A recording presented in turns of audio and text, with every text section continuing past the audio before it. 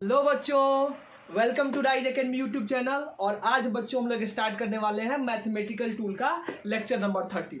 देखो बच्चों, अगर हम लोग मैथ्स में देखें तो मैथ्स में हम लोग को बहुत सारी चीज़ें पढ़नी है, ठीक है। लेकिन हमारे फिजिक्स के हिसाब से जितनी मैथ्स की ज़रूरत है उसका ये क्या है, ये आखिरी लेक्चर होगा, यानी कि मैथमेटिकल टूल का ये आखिरी लेक्चर होगा। देखो इसके बाद जो ज़रूरी है हम लोगों के लिए, ग्राफ्स पढ़ना बहुत ज़रूरी है, ठीक है। लेकिन ग्राफ्स को बोले कि जब भी लॉकडाउन खत्म होगा हम लोग क्लास में या एक्स्ट्रा क्लास लेकर के ग्राफ्स को अलग से तरीके से पढ़ेंगे क्योंकि ग्राफ का जो यूज है वो काइनेमेटिक्स या काइनेमेटिक्स के बाद यूज है, ठीक है। हम लोग का यूनिट और डायमेंशन में या वेक्टर वगैरह में ज़्यादा ग्राफ का यूज नहीं है। तो अभी हम लोग क्या करेंगे, आज हमारा मैथमेटिकल टूल का लास्ट लेक्चर होगा। इसके बाद हम लोग यूनिट एंड मेजरमेंट स्टार्ट करेंगे और फिर वेक्टर स्टार्ट करेंगे, ठीक है। उसके बाद हमारा काइनेमेटिक्स आएगा, ठीक है। तो ग्राफ को भी रहने देते हैं और मैथमेटिकल टूल का ये हमारा लास्ट लेक्चर होगा।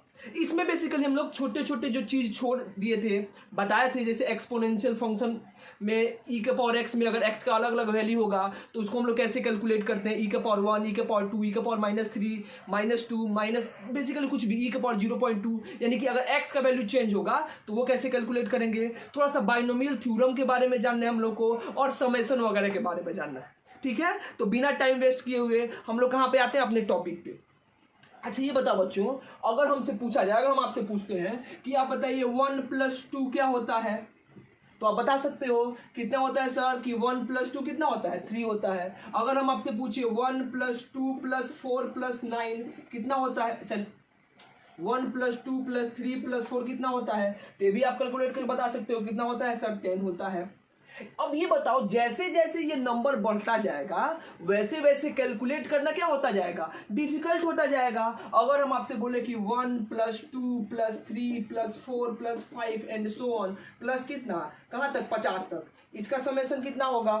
तो अब इसको अगर एक एक करके हम लोग ऐड करें तो इसको बेसिकली इसका समेशन निकालना थोड़ा क्या होगा, थोड़ा मुश्किल होगा, ठीक है। तो बच्चों हम लोग कहाँ से स्टार्ट करते हैं, सबसे पहले इसी कॉन्सेप्ट को पढ़ना शुरू करते हैं कि ऐसे अगर मान लो हमारे पास बहुत सारा टर्म हो, लाइक n टर्म हो, अगर हमारे पास वो 1 2 3 4 5 एंड सो ऑन कहाँ तक, n तक टर्म जाए और हमसे क्या पूछा जाए कि इस n टर्म का समेशन कितना होगा, तो उसका हम लोग डायरेक्ट फॉर्मूला याद रखते हैं कि इसका फॉर्मूला क्या होगा, ठीक है। और उस फॉर्मूला पे रख करके हम लोग इसका भी आंसर लिख सकते हैं, ठीक है बच्चों। यानी कैसे लिखेंगे, अगर हमसे क्या पूछा है, समेशन ऑफ n टर्म, क्या लिख सकते हैं। यहाँ पे पहला टॉपिक क्या होगा, हमको क्या पढ़ना है, summation of n terms, n term का समेशन, ठीक है। यानी कैसे दिया हो बच्चों, यानी हमसे पूछा हो 1 + 2 + 3 + 4 + 5 + 6 एंड सो ऑन कहाँ तक, +n, इसका समेशन कितना होगा, या इसके समेशन को हम लोग कैसे लिखेंगे, कैसे रिप्रेजेंट करेंगे, या इसका बेसिकली आंसर कितना होगा। तो देखो बच्चों, इसका आंसर क्या होता है, इसका अगर डायरेक्ट फॉर्मूला याद रखना है तो इसका फॉर्मूला होता है n इंटू कितना, n + 1 डिवाइडेड बाई क्या, 2। ये हमारा फॉर्मूला होगा कि अगर n टर्म के समेशन को लिखना है तो n टर्म के समेशन का फॉर्मूला कितना होता है। बच्चों ये इंपॉर्टेंट फॉर्मूला है, हम लोग फिजिक्स में बहुत यूज होगा, क्वेश्चन वगैरह में बहुत अप्लाई करना है। तो डायरेक्ट याद रखो कि अगर हमारे पास 1 2 3 4 5 ऐसा कितना भी नंबर हो और उसके समेशन का फॉर्मूला लिखना है तो उसके समेशन का फॉर्मूला कितना होता है, n into n + 1 divided by 2, ठीक है। कैसे बच्चों, अगर इस पे एग्जांपल कुछ करना है तो कैसे लिख सकते हैं, अगर मान लो हमको दिया 1 + 2 + 3 एंड सो ऑन कहाँ तक, +50, जैसे अभी लिख रहे थे। तो इसको ऐड करने का तरीका क्या लिखते हैं, n का वैल्यू कितना हो गया यहाँ पे 50 तक है तो 50 इंटू क्या लिखेंगे बच्चों, 50 + 1 डिवाइडेड बाई कितना हो जाएगा, 2, ठीक है। यानी कितना हो जाएगा यहाँ पे 25 मल्टीप्लाइड बाई कितना, 51, मल्टीप्लाई करके लिख लेना, इसका आंसर आ जाएगा। क्लियर है। यानी कि ऐसे अगर समेशन आता है n टर्म्स का तो हम लोग कैसे लिखेंगे, इसका फॉर्मूला डायरेक्ट क्या होता है, n into n + 1 divided by क्या हो जाएगा, 2। देखो बच्चों, कोई जरूरी नहीं है कि हमेशा हमको क्या दे, हमेशा हमको इसी टर्म में समेशन ऑफ n टर्म को लिख करके दे, ठीक है। समेशन का एक सिंबल भी होता है। देखो बच्चों यहाँ पे लिख सकते हैं कि क्या हो जाएगा, समेशन ऑफ क्या, कुछ भी बोल देता है, समेशन ऑफ क्या बोल देगा, समेशन ऑफ n बोल देगा, जहां पे n का वैल्यू क्या हो जाएगा, i का वैल्यू i से चाहे समेशन ऑफ समेशन ऑफ क्या लिख दें हम आई, जहां से आई का वैल्यू क्या हो जाएगा 1 से लेकर कहां तक n तक, इसको भी लिखते हैं। यानी कहीं पे भी ऐसे आ जाए सिग्मा, तो इसको सिग्मा को हम लोग मैथ्स में क्या पढ़ते हैं, इस सिग्मा का मतलब क्या होता है समेशन, ऐड करना, सम करना। किसको ऐड कर रहे हैं, यहाँ पे आई लिखा है या फिर n लिखना चाहते हो तो n लिख दो, समेशन ऑफ n। और n का वैल्यू कहां से कहां तक, नीचे लोअर लिमिट रखते हैं 1, यानी कि n का वैल्यू 1 से लेकर के n का वैल्यू कहां तक, n का वैल्यू मान लो 40 तक। तो क्या लिखेंगे, इसका मतलब क्या हुआ, इसका मतलब हुआ शॉर्ट फॉर्म में, इसका मतलब हुआ क्या कि 1 + 2 + 3 एंड सो ऑन, कहां तक n का वैल्यू जाएगा 40 तक। तो इसको रिप्रेजेंट करने का तरीका क्या हुआ, समेशन ऑफ n, n = 1 से लेके कहां तक 40 तक, n = 1 से लेके 50 तक, 60 तक, 70 तक, कुछ भी हो सकता है। ठीक है बच्चों, तो ये ऐसे पूछ सकता है कि समेशन ऑफ n टर्म, या ऐसे भी पूछ सकता है कि समेशन ऑफ क्या, इसको रिप्रेजेंट करने का तरीका क्या हुआ, इसको ऐसे भी रिप्रेजेंट कर सकते हैं, समेशन ऑफ क्या n, n = 1 टू लेकर के कहां तक n = n तक। ठीक है, और इसका समेशन कितना होता है n × n + 1 डिवाइडेड बाई क्या 2, ये हो गया हमारा फॉर्मूला फर्स्ट n टर्म के समेशन। अच्छा बताओ, अगर यहाँ पे बच्चों स्क्वायर के टर्म में आ जाए, उसका भी समेशन हम लोग लिख सकते हैं क्या, लाइक क्या आ जाए कि बच्चों हमको ऐसे पूछा जाए कि मान लो क्या है 1² प्लस कितना 2² प्लस कितना 3² प्लस क्या बोल दे 4² एंड सो ऑन, कहाँ तक चल जाएगा बच्चों n², यानी कि n टर्म है लेकिन स्क्वायर ऑफ n टर्म का समेशन है। यानी कि जैसे पूछ सकता है कि 1² प्लस 2² प्लस 3² प्लस 4² का आंसर कितना होगा। ठीक है, तो इसके लिए भी डायरेक्ट फॉर्मूला होता है। इसके लिए बच्चों फॉर्मूला क्या होता है, इसके लिए फॉर्मूला होता है, इसका फॉर्मूला होता है summation of n into n + 1 into कितना होता है 2n + 1 डिवाइडेड बाई क्या 6, क्या हो जाएगा n इंटू n + 1 इंटू कितना 2n + 1 डिवाइडेड बाई 6। इसको कैसे रिप्रेजेंट करेंगे समेशन में, इसको रिप्रेजेंट करने का तरीका है बच्चों summation of n = 1 to n = n कितना हो जाएगा n²। तो इसका फॉर्मूला कितना हो जाएगा वही n इंटू n + 1 इंटू कितना इंटू हो जाएगा हमारा 2n + 1 डिवाइडेड बाई क्या 6, ये हमारा क्या हो गया, ये हमारा हो गया। ठीक है, तो हम लोग के लिए इतना सफिशिएंट है। ऐसे क्यूबिक टर्म का भी आता है, हम लोग उतना नहीं जानना, बस 2 फॉर्मूला याद रखो। यानी कि समेशन ऑफ अगर n टर्म आएगा, समेशन ऑफ कुछ टर्म का आता है तो उसका फॉर्मूला क्या हो जाएगा n into n + 1 divided by 2। अगर वही स्क्वायर के टर्म में होगा और उसका समेशन पूछता है तो उसका फॉर्मूला क्या हो जाएगा n इंटू n + 1 इंटू कितना 2n + 1 डिवाइडेड बाई क्या 6। बस ये फॉर्मूला जानो, समेशन में हमको इससे ज्यादा नहीं जानना है। क्लियर है, समझ में आया बात। यानी कि ये दोनों फॉर्मूला हमारे लिए इंपॉर्टेंट, ठीक है, इससे ज्यादा डिटेल में हमको जाने की जरूरत नहीं है। क्लियर है, बेसिकली ये डायरेक्ट का यूज नहीं होता है, क्वेश्चन में यूज होता है। जब हम लोग आगे चल के पढ़ेंगे बहुत सारा क्वेश्चन है, बेसिकली तुमको एचसीबी में मिलेगा आगे चल के। अगर हम लोग पढ़ते हैं सेंटर ऑफ मास या रोटेशनल मोशन तो उसमें इस टाइप का बहुत सारा क्वेश्चन है, ठीक है, जो इसी पे बनेगा, या डायरेक्ट वहां पे फॉर्मूला बताएं या पहले से ही फॉर्मूला बता दें हम लोग कि समेशन का फॉर्मूला क्या होता है। बेसिकली ये सब बायोलॉजी वालों के लिए ज़्यादा इंपॉर्टेंट है। जो मैथ्स वाले हैं वो इससे बहुत अच्छी अच्छी चीज़ें या इससे बहुत डिटेल में पढ़ेंगे समेशन को। रब कर दे बच्चों, तो ये हमारे 2 फॉर्मूला याद रखो। इसके बाद क्या पढ़ना है बच्चों, रब कर दें। इसके बाद हमको पढ़ना फैक्टोरियल के बारे में थोड़ा सा जानना है कि फैक्टोरियल क्या होता है। देखो बच्चों, फैक्टोरियल का मतलब क्या होता है यहाँ पे जान जाओ। फैक्टोरियल अगला हमारे पास जो टॉपिक होगा फैक्टोरियल। देखो फैक्टोरियल का मतलब होता है मल्टीप्लीकेशन, ठीक है। अब किसी भी नंबर का अगर हमको फैक्टोरियल लिखना है, ठीक है, जैसे मान लो कि हमारे पास कितना 3 फैक्टोरियल, ठीक है, तो 3 से पहले जितना इंटीजर आएगा 0 को छोड़ के, मगर मान लो 1 2 3 अगर हम लोग लेते हैं तो फैक्टोरियल 3 का मतलब, फैक्टोरियल को 2 तरह से डिनोट किया जाता है। या तो ऐसे डिनोट करो, ऐसे लाइन खींच करके नीचे डॉट दे दो, या फिर कैसे डिनोट किया जाता है, या फिर ऐसे डिनोट किया जाता है। यानी ऐसे डिनोट करो या फिर ऐसे डिनोट करो, ठीक है, दोनों तरीके से तुम डिनोट कर सकते हो फैक्टोरियल, ऐसे या ऐसे, ठीक है। तो अगर हमसे पूछा जाता है जैसे कि 3 फैक्टोरियल का मतलब क्या हुआ, ऐसे लिखो, या 3 फैक्टोरियल ऐसे लिखो। तो 3 फैक्टोरियल का मतलब क्या हुआ कि 3 से पहले जो नंबर आता है कितना हो जाएगा 3 इंटीजर में, 3 मल्टीप्लाई बाई क्या हो जाएगा बच्चों 2 मल्टीप्लाई बाई क्या हो जाएगा 1। यानी कि 3 फैक्टोरियल का मतलब क्या हुआ 3 2 1, यानी कितना हो जाएगा 6। आप लिखना चाहते हो 6। अगर वैसे ही पूछा जाए बच्चों कि बताइए 4 फैक्टोरियल का मतलब क्या हुआ, तो 4 फैक्टोरियल का मतलब क्या होगा कि 4 से पहले क्या आएगा, 4 मल्टीप्लाई बाई कितना, 3 मल्टीप्लाई बाई 2 मल्टीप्लाई बाई 1 कितना हो जाएगा 24। तो 4 फैक्टोरियल का मतलब कितना हुआ, 4 multiply by 3 multiply by 2 multiply by 1, यानी कि जितना नंबर का हमको फैक्टोरियल लिखना है वो क्या हो जाएगा, उसके पहले जितना इंटीजर आता है उस सबका क्या मल्टीप्लीकेशन लिख सकते हैं।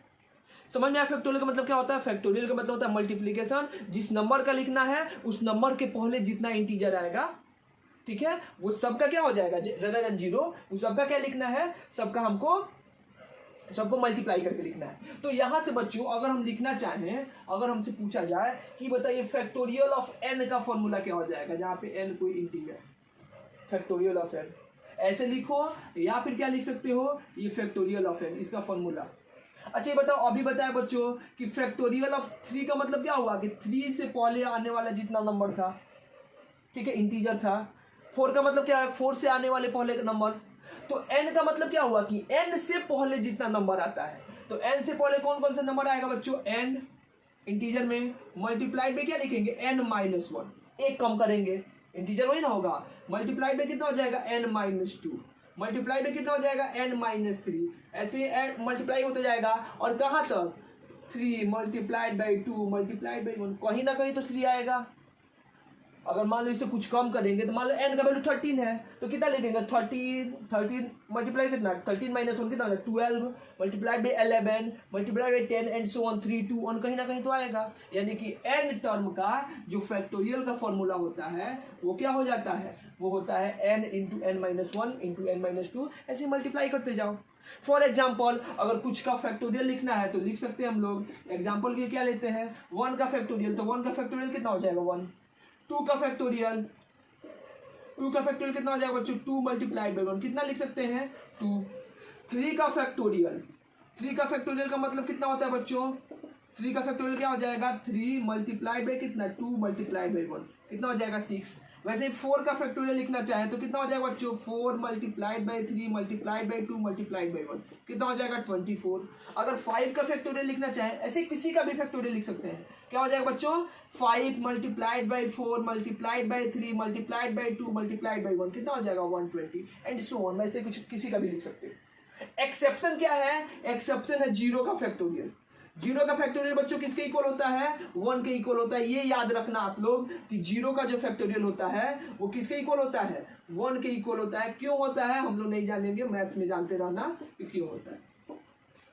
बस याद रखो कि n का फैक्टोरियल का फॉर्मूला ये होता है। फैक्टोरियल का मतलब मल्टीप्लीकेशन, जो नंबर है, जो इंटीजर है उसके पहले वाले इंटीजर का नंबर, इट्स मल्टीप्लीकेशन, या होल नंबर बोल सकते हो, होल नंबर का मल्टीप्लीकेशन, ठीक है। अगर हमारे पास सिर्फ 0 का फैक्टोरियल आता है तो याद रखो कि 0 का फैक्टोरियल किसके भी बराबर होता है, 1 के बराबर होता है। 1 का फैक्टोरियल भी 1 के बराबर होता है। और उसके बाद जो भी होगा फैक्टोरियल उसका सिंपल सा फॉर्मूला है, उसके फॉर्मूला पे हम लोग लिख सकते हैं। क्लियर हुआ, तो फैक्टोरियल समझ में आया। अब ये जरूरी क्यों था बच्चों फैक्टोरियल जानना, जरूरी क्यों था, तो इसके बाद जान जाओ ये जरूरी क्यों था। इसको रब कर दें।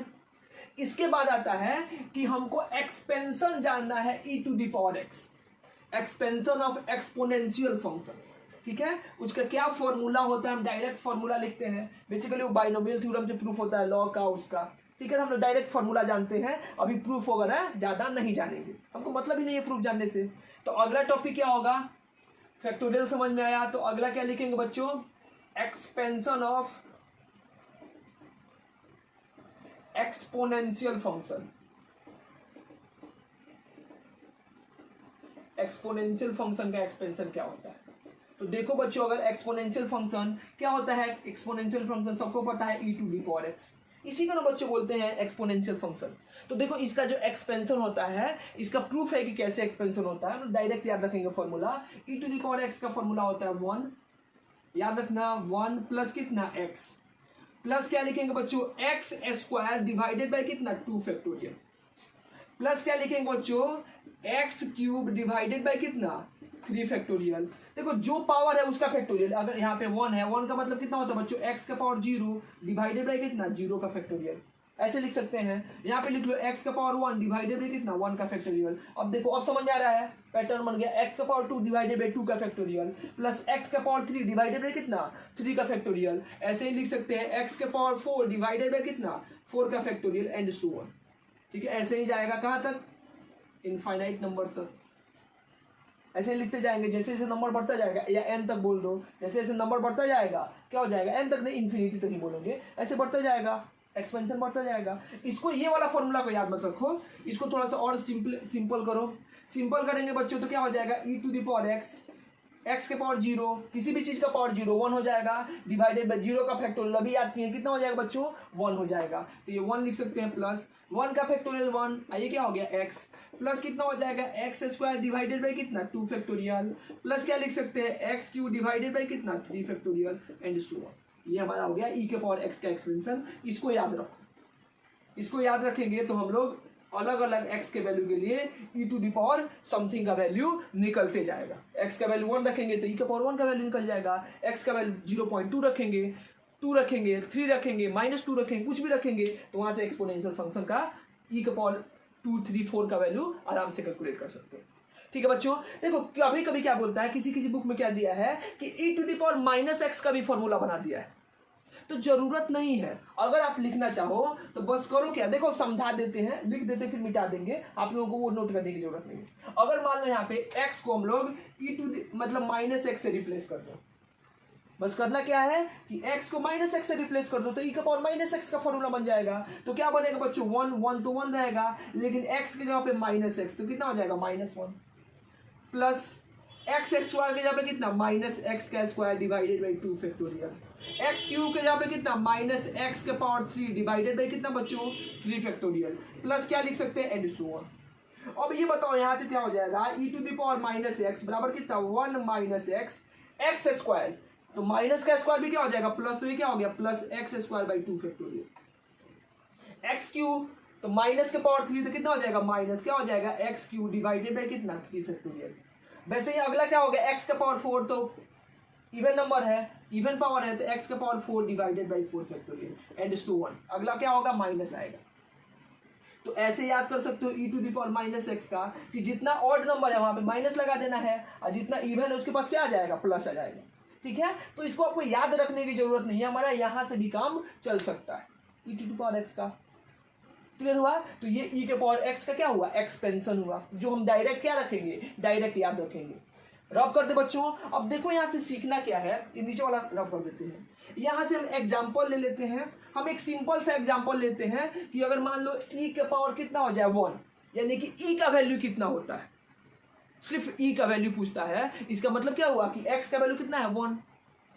देखो हम लोग जब भी बात करेंगे हम डेसिमल के बाद 3 बेसिकली पॉइंट के बाद डेसिमल के बाद कितना 3 नंबर तक या 3 पॉइंट तक बात करेंगे, उससे ज्यादा वैल्यू को क्या कर देंगे नेग्लेक्ट कर देंगे। क्लियर है। तो देखो कैसे निकालेंगे, हमसे पूछा है कि find the value of, question पूछा है find the value of e या e to the power n 1। ठीक है, ऐसे पूछ सकता है e का पावर 2 पूछ सकता है, e का पावर 0.2 पूछ सकता है, 0.4 पूछ सकता है, कुछ भी पूछ सकता है। हम एक निकाल देते हैं e टू द पावर 1 जो सिंपल है, बाकी जितना होगा हम आपको होमवर्क दे देंगे, आप लोग कैलकुलेट कर लेना। हमारे क्वेश्चन में आगे चल के आएगा e का पावर 0.2 आ जाए, 0.3 आ जाए या सिर्फ e भी आ जाए, तो आपको याद रखना चाहिए कि e का वैल्यू क्या होता है। ठीक है, थोड़ा सा क्लियर रहेगा बात। आगे बढ़े, चलो बढ़ते बच्चों, यानी e का पावर 1। तो देखो सॉल्यूशन में तो x के जगह पे क्या रखेंगे बच्चों, x के जगह पे e के पावर x का फॉर्मूला हमको पता है कितना हो जाएगा 1 प्लस x स्क्वायर बाई कितना 2 factorial plus x Q divided by कितना 3 फैक्टोरियल एंड सो ऑन। अब x का वैल्यू 1 रखो तो क्या हो जाएगा e टू द पावर 1, क्या लिख सकते हैं 1 प्लस क्या हो जाएगा 1 प्लस एक्स स्क्वायर यानी कि 1 का स्क्वायर कितना हो जाएगा 1 डिवाइडेड बाई 2 फैक्टोरियल। 2 फैक्टोरियल, अब याद रखो 2 फैक्टोरियल का मतलब कितना होगा बच्चों 2 मल्टीप्लाइड बाई 1, तो 2 मल्टीप्लाइड बाई 1 कितना हो जाएगा 2 प्लस क्या लिख दे बच्चों यहाँ पे देखो 1 का पावर 3 यानी 1 डिवाइडेड बाई 3 फैक्टोरियल। अब 3 फैक्टोरियल का मतलब कितना हुआ 3 मल्टीप्लाइड बाई 2 मल्टीप्लाइड बाई कितना बच्चों 1 यानी कितना हो जाएगा 6। अगला भी लिख सकते हैं x का पावर 4 होगा, यहाँ पे देख लो, यहाँ पे लिख दो x के power 4 divided by 4 factorial and so on. तो x के पावर यानी कि 1 का पावर 4 कितना हो जाएगा 1 डिवाइडेड बाई 4 फैक्टोरियल कितना हो जाएगा 4 मल्टीप्लाइड बाई 3 2 1, तो कितना हो जाएगा बच्चों 24। अब क्या होगा, इसके बाद जो अगला टर्म होगा वो क्या हो जाएगा बच्चों, अगर यहाँ पे फिर लिखना चाहें तो क्या हो जाता है x के पावर 4 डिवाइडेड बाई कितना सॉरी x के पावर 5 डिवाइडेड बाई कितना 5 फैक्टोरियल। तो अगर तुम लिखना चाहते हो तो x के पावर 5 यानी कि 1 टू द पावर 5 कितना हो जाएगा 1 डिवाइडेड बाई 5 का फैक्टोरियल, यानी कि 5 multiplied by 4 multiplied by 3 multiplied by 2 multiplied by 1 कितना होगा बच्चों, मल्टीप्लाई करेंगे तो कितना हो जाएगा 120, तो डिवाइडेड बाई कितना हो गया 120। अब इसके बाद जो भी होगा 6 होगा तो डिवाइडेड बाई 6 का फैक्टोरियल, यानी नीचे जो है नंबर बढ़ता जा रहा है, बढ़ता जा रहा है, यानी कि इसके बाद जो नंबर आएगा, इसके बाद जो ऐड होने वाला चीज होगा वो क्या होगा और छोटा होगा। तो बेसिकली हम क्या करते हैं, इसके बाद ही 1/24 के बाद ही इसका कर देते हैं हायर ऑर्डर, यहां पे लिख देंगे हायर ऑर्डर टर्म को क्या कर देते हैं, नेग्लेक्ट कर देते हैं। नेग्लेक्ट क्यों कर देते हैं बच्चों, क्योंकि इसके बाद जो भी नंबर आएगा, अगला देखना तुम अगर 7 का फैक्टोरियल निकालोगे या 6 का निकालोगे तो कितना हो जाएगा 1/720, अगला उससे भी कम, यानी कि अगर एक में 720 से डिवाइड करेंगे तो नंबर बहुत छोटा आएगा, तो वो ज्यादा इंपैक्ट नहीं डालेगा। तो इसके बाद क्या कर देंगे, सारी चीजों क्या कर देंगे, नेग्लेक्ट कर देंगे। अब बस इसको कैलकुलेट करके, अब इसको कैलकुलेट करके ऐड कर दो, ऐड कर सकते हैं, यानी क्या हो जाएगा बच्चों 1 + 1 कितना हो गया 2, डायरेक्ट लिख दो। 1/2 कितना हो जाएगा 0.5 प्लस 1/6 कितना हो जाएगा बच्चों, अगर 1 में 6 से डिवाइड करें तो कितना हो जाएगा 0.1 × 6, ठीक है 1 × 6 6 भी लिख सकते हैं। ये क्या हो जाएगा बच्चों, अगर इसको देखें 1 डिवाइडेड बाई कितना 24, यानी कितना हो गया 0. क्या लिख सकते हैं 0, ठीक है 4 से ज्यादा होगा, यानी कि 4 लिख करके रहने दो, अप्रोक्स 0.04 से 2 अंक तक लिखो।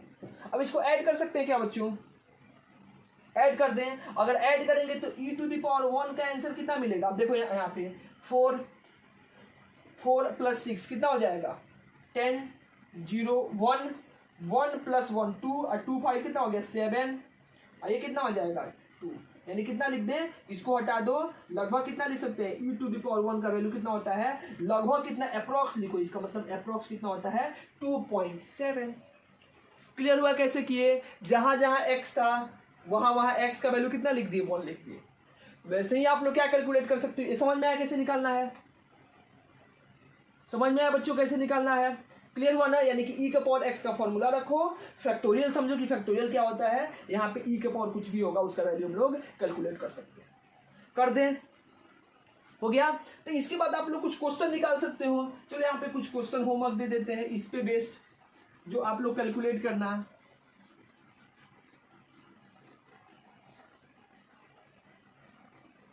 इसके बाद कैलकुलेट करना होमवर्क रहेगा आप लोगों का इस टॉपिक को, basically find the value of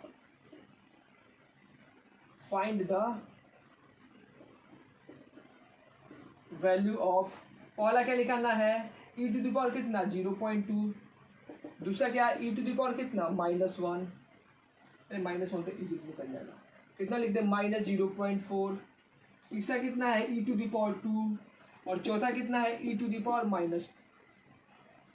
बस इतना निकालो, चार काफी है, समझ में आ जाएगा कैसे निकालना है, ज्यादा यूज भी नहीं है, मतलब भी नहीं है कैसे निकालते हैं, बस e⁻1 का वैल्यू क्या होता है इसको लिखने के लिए इसको बता दी कैसे e⁻1 को हम लोग 2.75 आगे हम लोग एग्जैक्ट पता करेंगे तो 75 या 77 होता है, 2.7 याद रखना लगभग, ठीक है।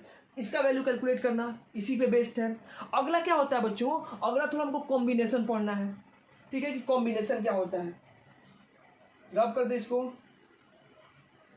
देखो आगे आप लोग पढ़ोगे परम्यूटेशन एंड कॉम्बिनेशन, जो मैथमेटिक्स के बच्चे होंगे उनको आगे चल के पढ़ना है परम्यूटेशन एंड कॉम्बिनेशन, ठीक है। मतलब क्या होगा कि आपको समझना होगा क्या कि एज्यूम करो क्वेश्चन आएगा, आप लोग शायद 10th में थोड़ा बहुत पढ़ना है पीएनसी, कि नहीं पढ़ना है पता नहीं हमको, ये बहुत दिन हो गया हमको देखे हुए, हम लोग टाइम में नहीं पढ़ा। एज्यूम करो कि हमारे पास एक बैग है जिसमें कितना बॉल है, बॉल है या बॉल है, एज्यूम करो इसमें 6 बॉल है, ठीक है, अलग अलग कलर का या सेम कलर का, सेम ही कलर का एज्यूम करो 6 बॉल है।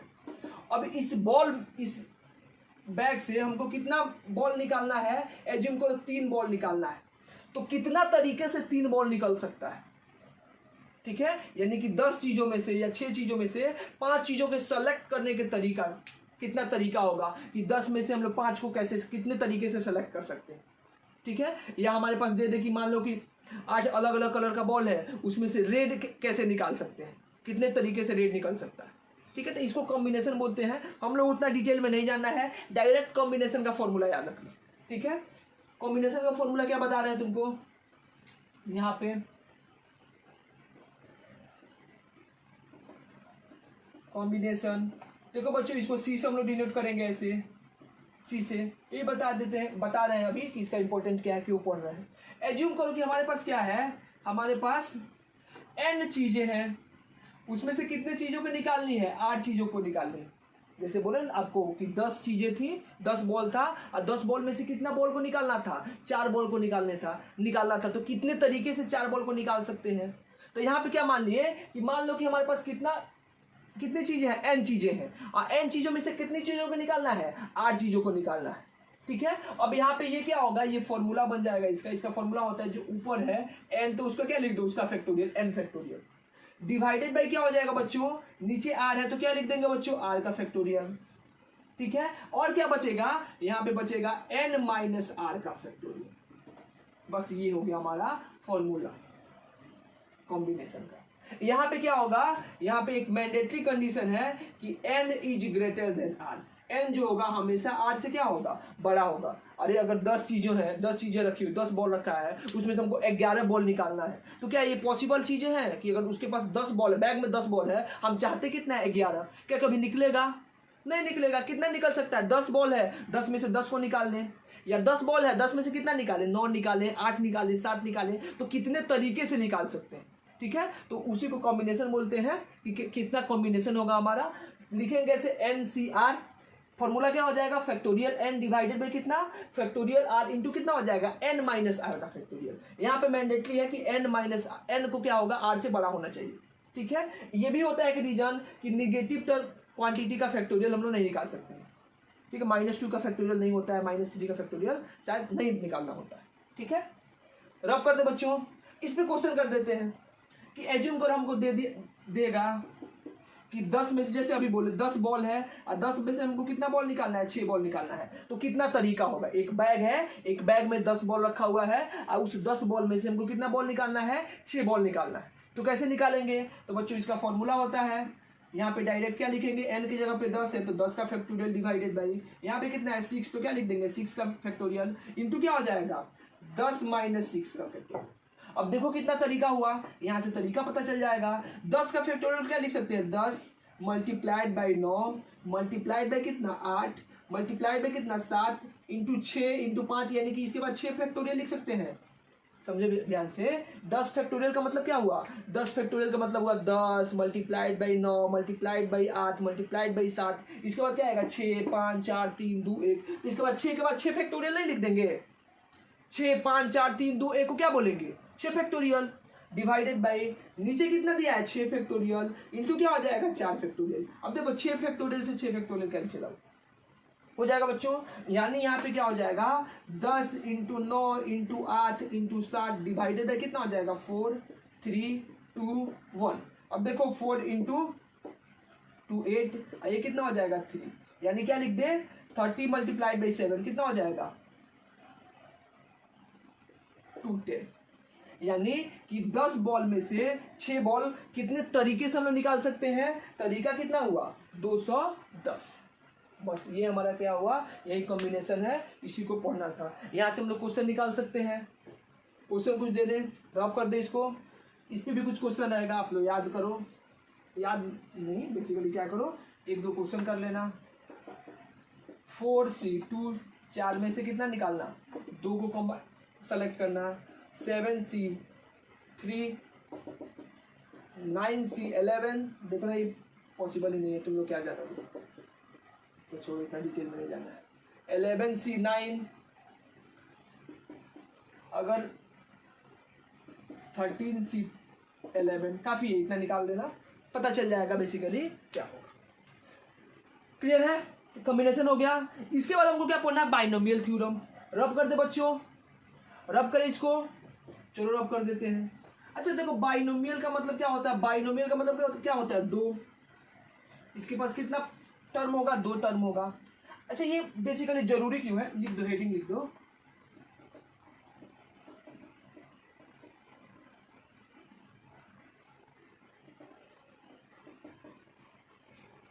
देखो बच्चों, अच्छा ये बताओ, अगर हम आपसे पूछें कि a प्लस बी एस का होल स्क्वायर का फॉर्मूला क्या होता है, तो आप लोग बता सकते हो क्या होता है बच्चों?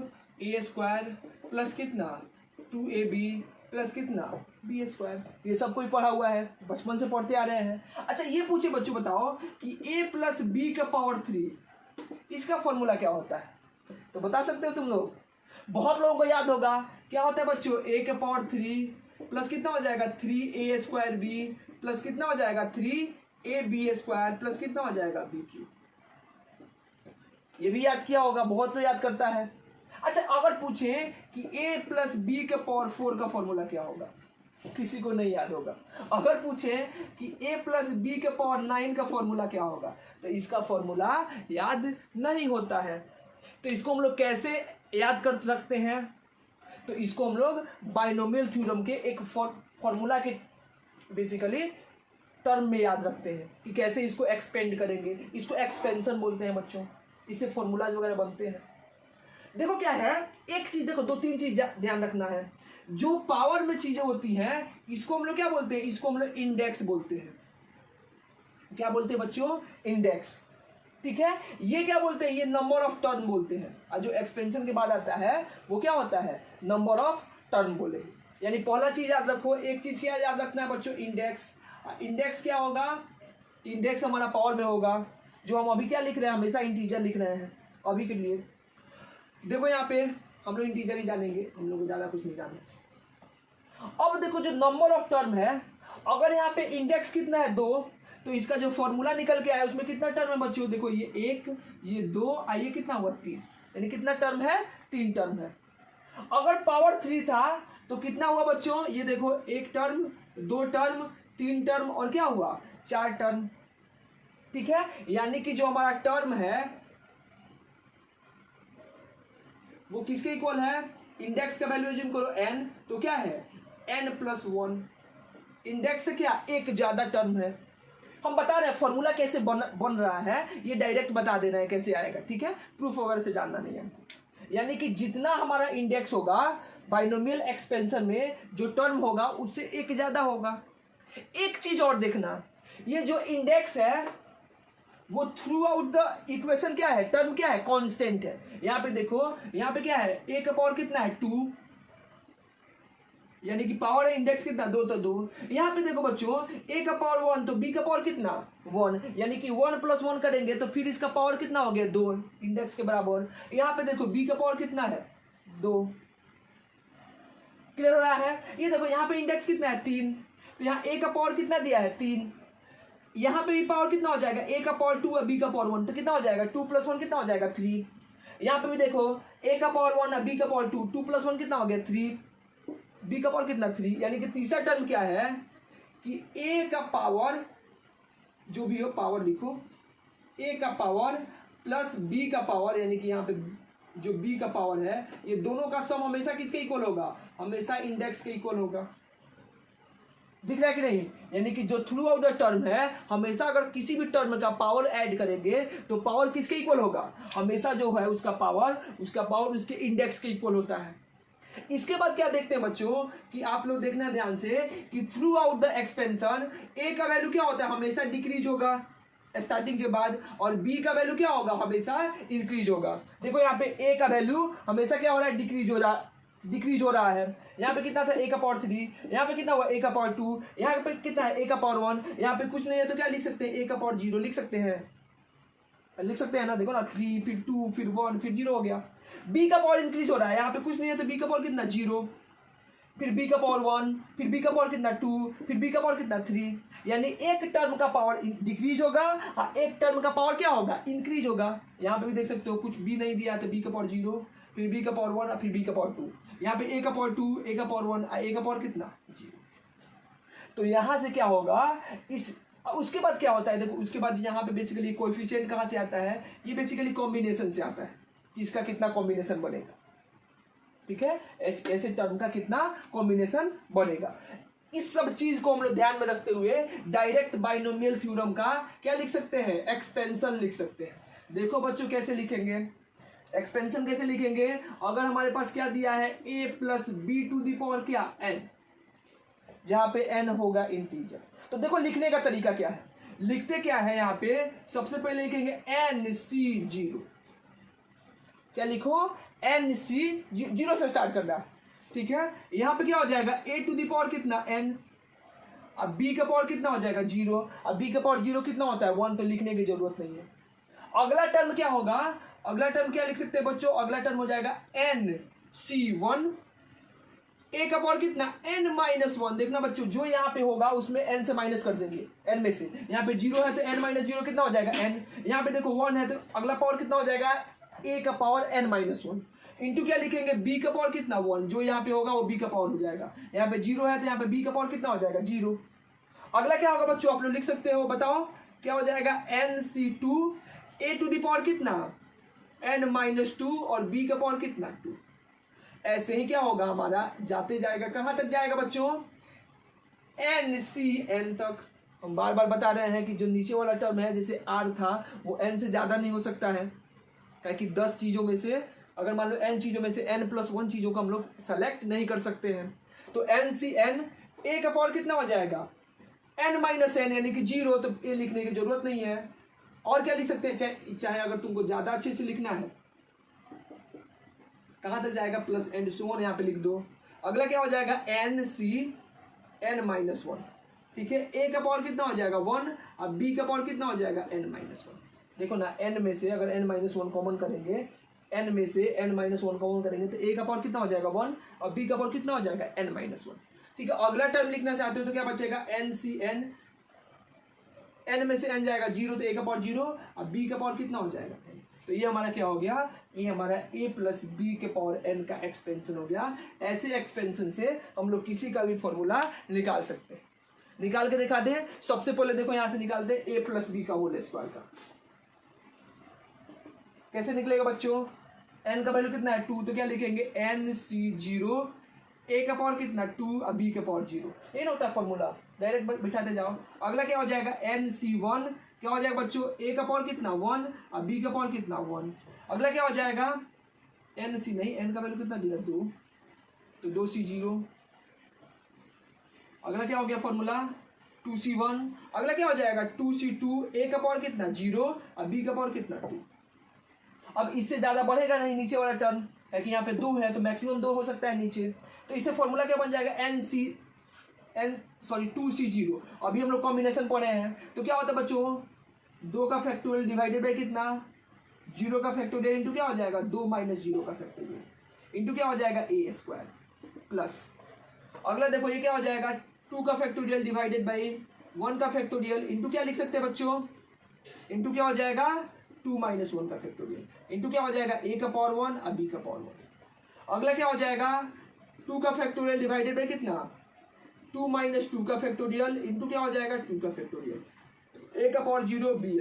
2 फैक्टोरियल से 2 फैक्टोरियल कैंसिल, ये भी 2 फैक्टोरियल से 2 माइनस 0 0 हो जाएगा फैक्टोरियल, और 0 फैक्टोरियल 1 होता है तो ये क्या बचा बच्चों a²।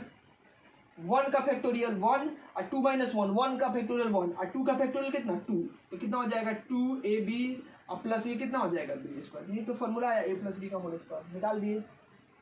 ऐसे ही क्या निकाल सकते हो, a प्लस बी का पावर 3 का भी फॉर्मूला निकाल सकते हो, जैसे हम लोग निकाले हैं।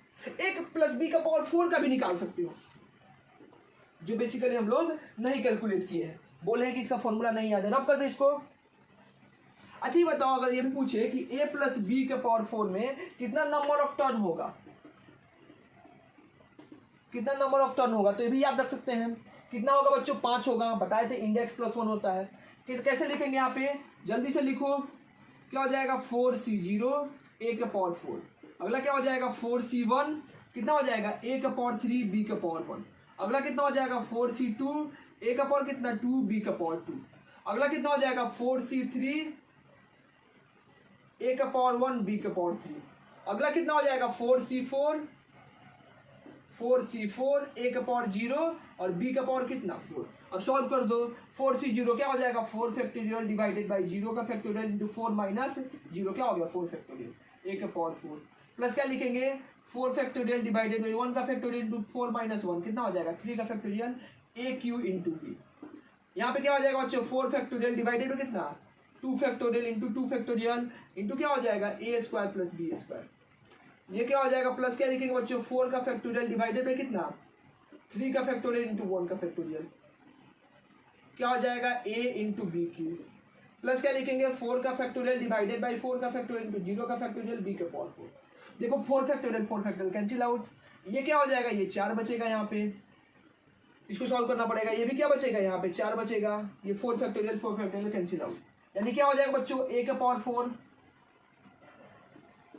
प्लस यहाँ पे क्या लिख सकते हैं 4 इंटू कितना a क्यूब इंटू कितना b प्लस क्या लिख सकते हैं 4 into 3 into 2 into 1 divided by 2 into 2 A square plus कितना बी स्क्वायर प्लस कितना हो जाएगा 4 into A B cube plus कितना हो जाएगा बी के पावर 4 2 से क्या हो गया 4 कैंसिल आउट यानी कि क्या हो गया ए के power 4 plus 4 a cube into b plus कितना 6 a square b square plus 4 a B cube plus कितना हो गया बी के पावर 4। तो एक ये किसका एक्सपेंशन हो गया a प्लस बी के पावर 4।